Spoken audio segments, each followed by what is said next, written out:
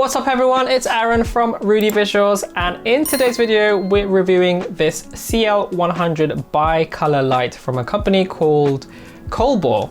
Now, one of the things that I've tried to do over the last year or so is try to get my indoor lighting really on point, especially for these kind of like talking head videos and reviews and stuff. And it's been kind of a challenge, to be honest. It's definitely been a lot of trial and error to get it looking the way I want. You can definitely get away with using natural light if you have like a nice big window, lots of natural light in your room. But since I live in the UK and it's literally dark one second and then sunny the next, it's almost impossible to get like a consistently good exposure without messing my video up. So using artificial lights like this is definitely the way to go, and it's probably the easiest and simplest thing you can do to improve your video quality immediately. I mean, it doesn't really matter if you're using like a crazy expensive cinema camera or a smartphone. If your lighting is bad, it's gonna look bad regardless. So it's literally the difference between your video looking like this and looking like this. So we've used a range of different lights over the past few months and years. We have this pretty big Godox UL60 light. We've also used some like lights from Amazon with just a little bulb. We also have some LED panels that we've experimented with. Most of those lights, however, are daylight LED lights. So they basically try to mimic daylight. They're stuck at one color temperature, whereas this CL100 light is a bicolor LED light, which is great because it means you can adjust your color temperature from a more warm, kind of like an orange, to a much cooler, almost blue tone. This makes it a lot more flexible and gives you some creativity as well. So if you're a YouTuber like myself, you make any kind of videos, you know, like short films, music videos, interviews, something like this is going to be a really, really useful tool to have. And it'll also be really good as a continuous light for photography as well, whether you're using it as a key light, a fill light, or a background light. Unfortunately, we know that lights, particularly for like videography, can be very, very, very expensive. And even some of the more popular lights like the Aperture 120D, you're still looking at several $100s. And to be honest, not everyone needs that quality and that power of light. And thankfully, the Colbor CL100 can be bought for only $199. So it's definitely a lot more of a wallet-friendly option. Now, one thing that I should mention is that you do get this very cool carry bag included, so it makes it a lot more easier to carry it around. And also this V-Lock battery plate, which you can mount to the light itself. That means if you have a V-Lock battery, which I highly recommend you getting, it basically turns the light into this super portable run and gun light without having to be plugged into the mains, which means you could take it outdoors. Unfortunately, my battery didn't come in time for me to film this review, but I'm definitely going to be looking forward to taking this outside with me as well. So first impressions with regards to the build quality, it isn't super light, but not super heavy either. It weighs about 1.1 kilograms and has this plasticky ABS polymer body. It's basically plastic. It doesn't feel premium at all. It's a little rough feeling around the edges, especially compared to something like the Godox light that we have.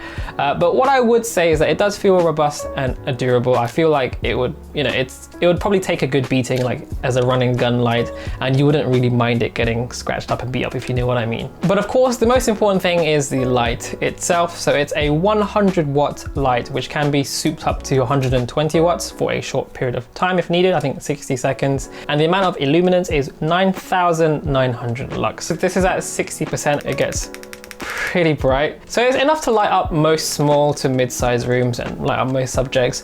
And if we do the test in the garden in complete darkness at night, as you'll see, it does a pretty good job in pitch black. Even at night, it's going to be pretty usable still. The color rendering index, the CRI, is equal or greater than 97, which is, if you're not aware, is a scale of 0 to 100 to measure a light's ability to reproduce colors faithfully in comparison to ideal or natural light. So I think 97 out of 100 is probably good enough for most people. Now, what's awesome about this light, as I mentioned earlier, is the ability to adjust that temperature range from 2700 to 6500 Kelvin. So this gives you a lot more flexibility compared to a daylight LED light, which is usually stuck at a more neutral like usually 5600K. So what that means for you is that you're able to adjust the temperature to better match your ambient light, your skin tone, or for creative reasons as well. So as well as the standard lighting mode, there are also some built-in modes where you can get some other types of effects, such as a candle, flash, lighting, and my personal favorite, the bonfire, which I think looks super cool. So really lots of creative ways that you could use this light. We do a lot of portrait photography, so we think this would be great to add some fill light or to light up a background background as well. It also supports 240 frames per second high-speed shooting. So this means if you shoot up to that frame rate, you won't get any of that weird flickering. Using the light itself is really simple. So there's a screen at the back and the whole UI and menu interface is very straightforward. There is also a remote control, which is excellent if you need like quick control. And I believe there is also an app that's going to be released soon. The only issue with the remote control is that it works great. I just wish the remote control had like a screen so you could see your settings on the remote, because I'm kind of like just having to guess, or I have to get up and look at the back of the screen to know the exact setting that I'm in. Another thing to note is that, you know, it's a light, it does generate a bit of heat. The CL100 does have something called intellectual temperature control system. I have left this thing on for like several hours and it does get quite hot, particularly when it's stuffed inside of a softbox, but it never got like alarmingly hot and it never overheated, so I think it gets a pass there. The fan itself is audible. It's about 25-ish decibels, but again, if you're using it behind a softbox, your mics are probably not going to pick it up, so it's not really a big problem. It only gets noisy when you use the turbo mode.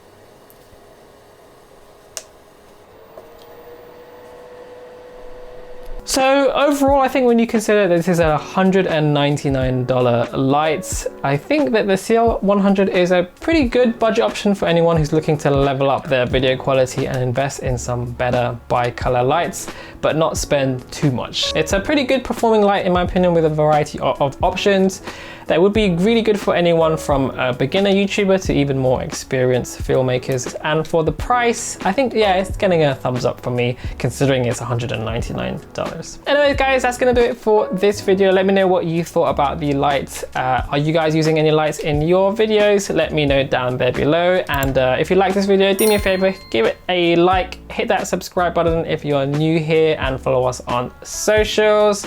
I guess I will see you on the next one. So peace.